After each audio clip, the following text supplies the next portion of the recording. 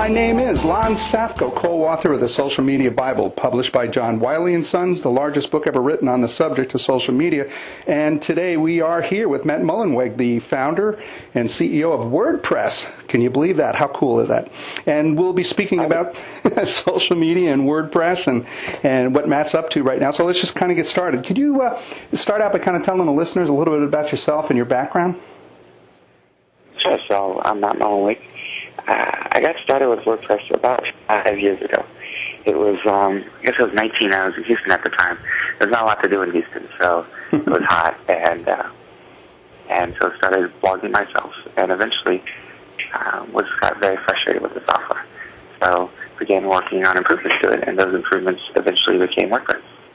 Wow, and that's the exciting thing. You say it so nonchalantly, but it kind of changed the way the world actually blogs. That's kind of exciting. And you can probably hear my enthusiasm because I'm an old HTML programmer going all the way back to early 90s. And when I was looking at the different platforms, I actually switched my website over to Joomla. But then I heard about this thing called WordPress. Oh, I know. I said the J word. I'm sorry. But there's a happy ending to the story. Even though I converted almost 100 pages into Joomla, the moment that I saw WordPress, it was like, oh my gosh. And believe it or not, I actually erased my server and redesigned my 100 pages using WordPress. So that's another one of those. Okay.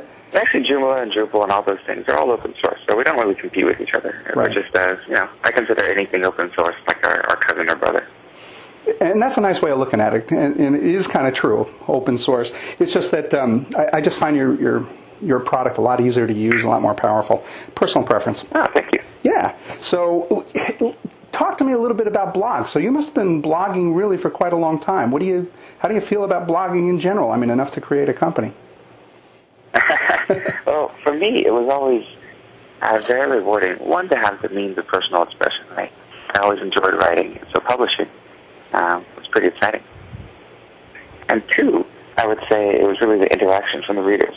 So although blogging is great, for me, I blog because of the comments, because I know that if I say something that's wrong or anything like that, the readers will let me know. And that's really true. I've blogged and had an error, and it was kind of cool how people came right out, and they were really polite about it, and they just say, no, this information is inaccurate, and it kind of keeps everything keeps us all honest, basically. And it connects you to people all over the world that you would never meet otherwise. And what's cool is that, since at least my blog is very personal, it's people who are interested in the same things I am, be it jazz or economics or photography or WordPress. So being able to connect with those people on the web I find very, very rewarding. And that's one of the things that excited me about social media and particularly about blogging is that we are in a global community. It's not just U.S.-centric, and that people all over the world actually will read your blog, comment on it. So you're interacting with people that 10 years ago you never would have had the opportunity to meet. Exactly. And to that end, weren't you just recently in South Africa? Yeah, so I got back from South Africa, I guess, yesterday. The days kind of blend together. Yeah. And there was a great WordCamp there. WordCamps are sort of the WordPress conferences. The first one we organized in San Francisco, and we still do that one every year. But starting this year, there's really been a bunch of self-organized ones, such as users of WordPress who are passionate put together the conference. And that's everywhere from South Africa, where they had maybe 100, 120 people, to Greece, where it was like 50 people, to China, where it was actually bigger than the San Francisco one. They had 400 or 500 people. Really? 400 or 500 people came out for a WordPress or WordCamp? Yeah, which I would expect for the San Francisco one, but, it's really big in these places you would never ever think about. Buenos Aires, for example, was a great one. Wow. How many WordCamps are there across the world right now? They're popping up everywhere? So I think this year there's going to be between 15 and 20. Wow. So more than I'm even able to go to. Yeah, that's a lot of commitment. Which, by the way, I also want to thank you for joining us for our third annual entrepreneurship conference that's coming up here in November. Thank you. I'm looking forward to it. Yeah, that's going to be fun. Having a conversation with Amanda Vega, one of the things that she kind of pointed out, which I wasn't really aware of, is that a lot of the third world countries really can't afford computers, and a lot of the blogging and microblogging actually is taking place on mobile phones as opposed to computers. Have you been exposed to that? Yeah, in South Africa, the stats they told me were there were 6 million computers in the country, internet-connected computers, like 40 or 50 million cell phones. So definitely, a lot more people are interacting on mobile. But I think for the large majority, the mobile experience is still too rough. It's fantastic for making calls or texting. For really, what I consider blogging, you need a little more space, or at least a richer device, like a BlackBerry or an iPhone. Yeah, so you can fully develop a thought. Yeah, exactly. Well, the nice thing, at least what I'm doing on my website, is I can incorporate my tweets. My blogs become tweets. So there seems to be a little bit of a kind of a crossover between the two, where they're kind of feeding off of one another. Another thing is that a really important part of blogging is just reading other blogs, and it's difficult to do that on low-end cell phone. True. Yeah, and reading other blogs, too, is listening to other people in the blogosphere and what they're having to say and connecting with them. Absolutely. One of the things I also noticed, earlier I had mentioned that I converted 100% of my website, which was originally HTML coding, over to a WordPress platform. Can you address a little bit about how the search engines, whether it's MSN or Google or Yahoo, kind of treats the WordPress platform a little bit differently than HTML? Well, we've always done super well in the search engines, and my philosophy there is not to try to do any tricks or anything specifically targeted at the search engines, but just to create a really, really great user experience. Have the content well organized, have a permanent place for a blog post, which is often called a permalink. And use proper HTML in terms of use heading tags for the titles for the post. Some of these things get a little bit geeky, but if you create semantic, well-structured, frequently updated content, I think search engines love that, right? Because they're just trying to serve their users, and by being one of the better resources on the web, they're going to send people to you. And that is one of the things that I found particularly exciting about WordPress. Over the last couple of years, I taught SEO, SEM. I do about 100 cities a year. And, the questions are, what are the shortcuts? What can we do? And really, the two things that I heard you just say is content. Content is king. The better your content is, the better you're going to be read. But also the freshness of the information, and by definition, a blog is as fresh as it gets. So blogs kind of get preferential treatment in the search engines. They seem to be indexed incredibly quickly. And I think part of that is WordPress, when there's a new post and about a ping, and then Google and Yahoo and everyone else listens to that ping, and will index it pretty quickly. Yeah, I've actually had blogs indexed and alerts coming back to me in 15 to 30 minutes. Wow. Yeah, see, that's amazing. And that's one of the power, I think, of WordPress that most people, the ease of use is what everybody recognizes, but the preferential treatment it gets from the major search engines, I think, is awesome. Wow. Cool. Yeah. So I definitely noticed that you just had an upgrade on your WordPress, because I just installed it. What kind of changes have you been making? What's coming down the road? What kind of secret surprises can you throw at us about the actual development of WordPress? Well, the development is 95% user driven. So from release to release, we have a time schedule that we plan out a year in advance. But in terms of features for a release, it's really driven by our users and our community, what they're asking for. So, for example, in the last release, we had sort of a wiki-like tracking feature. So every version of every post is saved forever. So if you make a mistake or someone else edits the post, you can go and see exactly what changed. Things like that are just sort of something that your users would even know is there. But as a blog publisher or a blog author, it's a really powerful tool that other engines or competitors have even thought about yet. But we were able to get it early because we listened very closely to our community. You listen to your community, hence the term social media.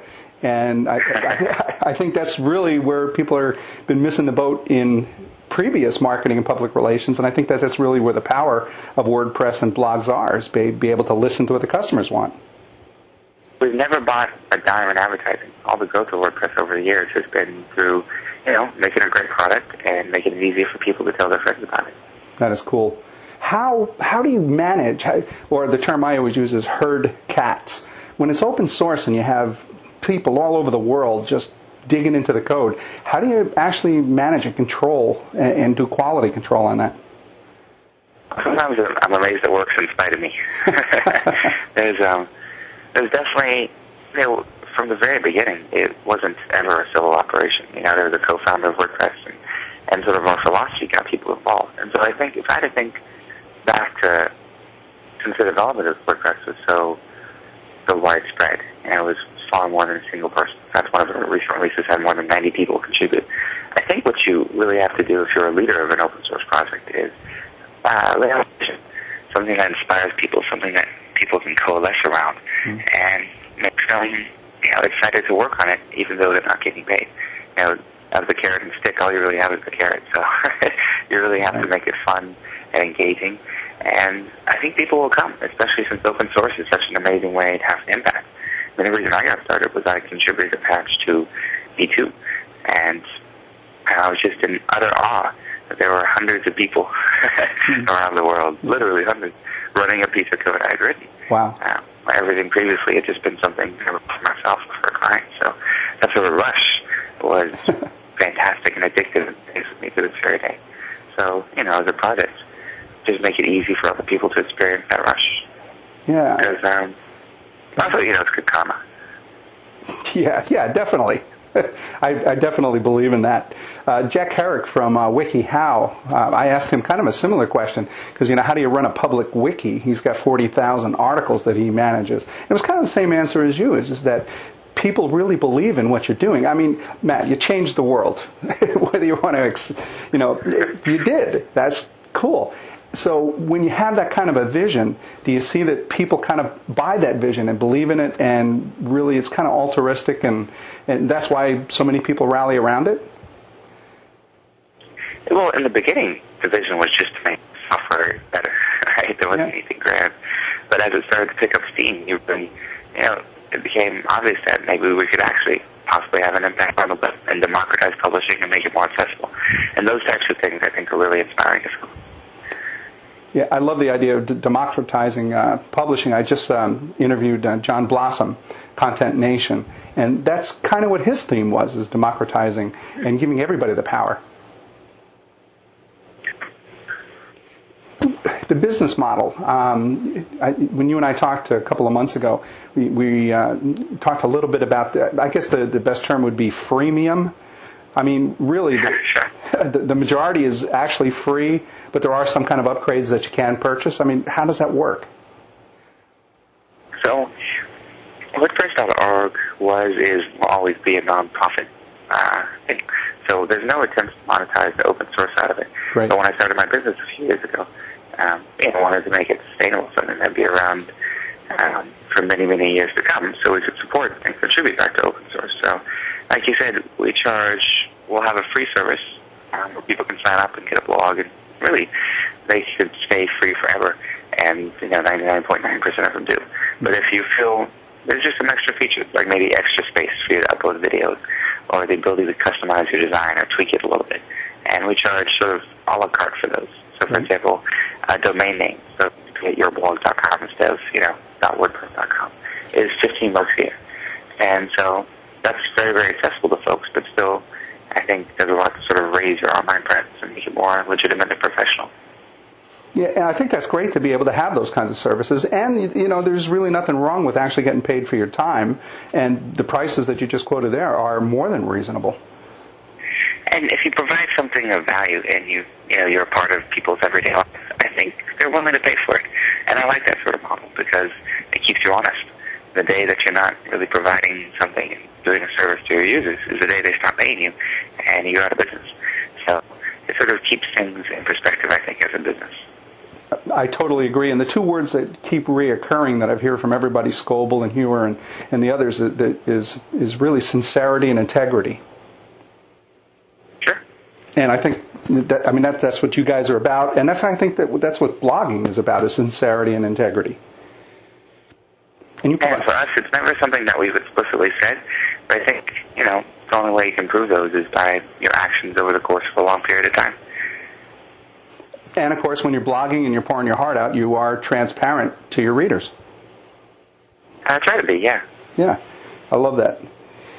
Can you, just for fun, because it is brain candy, can you do a little name dropping of some of the people, Fortune 500s or other companies, organizations that have actually adopted WordPress?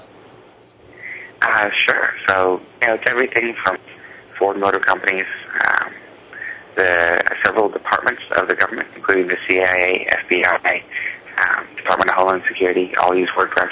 Wow. A lot of the media companies, including the New York Times, Wall Street Journal, Fox News, CNN, all of them using WordPress. So it's been kind of exciting to me because this means that, your blog on WordPress.com is literally next door to that blog covering the presidential election. So you have access to the same tools, same power, same sort of medium that they do. And wow. We see it every day where there's blogs out there who have as good or better coverage than some of the mainstream traditional media. And I see them really converging because mainstream media, traditional, whatever you want to call it, is really understanding. They're really starting to embrace it and embrace the transparency, the authenticity, and everything. And the New York Times, I think, is a great example of that. And we work pretty closely with them. And at the same time, as bloggers get better and sort of become more professional and have more and more content just being created, just the 1% rule, Yeah. There's, I think, something like 150, 200,000 posts a day on .com. So even if 1% are good, that's several newspapers worth of content. It's huge. And so it's starting to be incorporated, I think, in mainstream media as well, where they're pointing the bloggers more, they're quoting them, they're, including their articles and writings. And that's, to me, really cool. I think that's awesome. And again, it gets back to kind of trusted network. Once you build a relationship with your readers, they're kind of loyal because they trust in your integrity and the information that you bring. I've always been fascinated by media because just the idea of having a responsibility, the weight of educating the world on current events and everything is sort of on my shoulders. Mm-hmm. And that's a great opportunity as well as a big responsibility. Yeah, that is. Is there any kind of estimates about how many people, how many blogs, how many people are actually using WordPress right now? Our current estimate is 6.8 million. Oh, God, Matt. That's amazing. I know. I would have never. We only recently started to get some more accurate numbers around there, and it was much higher than I expected. Oh, gosh. Well, truly, congratulations on that number. That's totally great. So, thank you. So where do you want to take WordPress? I mean, where do you actually see it in 5 or 10 and 15 years? I mean, my dream is for it to be around and relevant in 5 or 10 or 15 years, right? It's not common that really generational software is created. There's a lot of flashes in the pan, a lot of things that can figure out. So a lot of what I do these days is sort of laying down the foundation for 5 or 10 years down the road, or perhaps even a time when I'm not personally involved anymore. It'll still be able to thrive and grow and do everything just like it has before. And I think that it'll get to a point where WordPress becomes really more like a platform, just like OS 10 or Firefox or even Windows, right, where it's sort of a framework that'll set up a basic site and blog for you. But the really exciting stuff will be happening in the plugin and theme community, which is true today. But I think there's a few more things we could do to just make that easier for folks. And there's themes or plugins that'll transform your blog into really anything you can imagine. And that sort of flexibility, I think, will open up a lot of creative folks because now they have access to tools that can really capture their imagination. And I still think that today, the blogging is too hard, the website management is too hard, and people are still constrained. At the point when maybe 5, 10 down the road when it becomes completely effortless, and you never think about the software, you never think about HTML, you never think about any of that stuff. It's just you get on your passion, be it writing, photography, video, whatever, and the rest just happens automatically. Yeah, it just becomes intuitive and transparent to the user. Yeah, invisible. Invisible, yeah. Absolutely. And that's actually one of the things that I really like about WordPress. When I consult with companies and I set them up, I know that if I set them up on a WordPress platform, that using it is going to be easy. Just about anybody can learn it with no technical background. That's the power I love in it. So if I had a dream 10 years down the road, I'd say I hope 80% of websites in the world are powered by WordPress, but no one knows its name. That's pretty altruistic. I love that. And I think you're well on your way to do that. We'll see. There's a lot of the web to go. Well, please, any support I can give you, I'm here for you. Is there anything else that you can share with our listeners about WordPress, where they can find out more about it, read your blog? Can you give us more information on that? Sure. So there's WordPress.org, which is, if you're technically savvy, you can download the software and set it up yourself. There's WordPress.com, where you can go and just literally 1 or 2 clicks and have a blog, fully featured WordPress blog up and running. Wow. My personal site is ma.tt. That's it. Not .com or anything, just ma.tt. And on my blog, I post a lot of photographs because since I travel, I like to take the opportunity to sort of capture some of the things I'm seeing.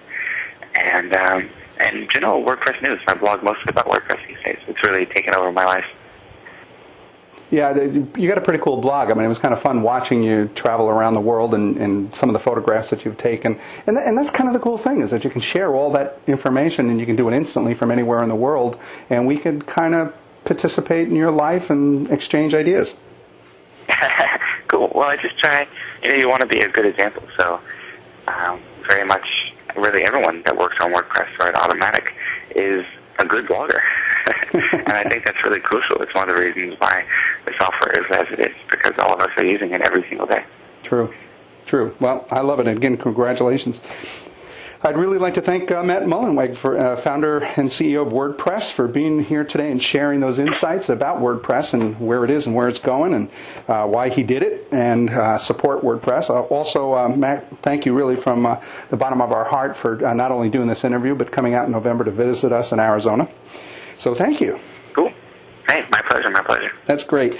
This has been Lon Safko, co-author of the Social Media Bible. Be sure to check out our other valuable social media tactics, tools, and strategies that can be found in the Social Media Bible book and the companion website, www.thesocialmediabible.com. For more information on me, Lon Safko, please visit my WordPress website at www.lonsafko.com. And again, Matt, truly, thank you so much for being here today. No problem. I look forward to talking again sometime. Take care. Enjoy.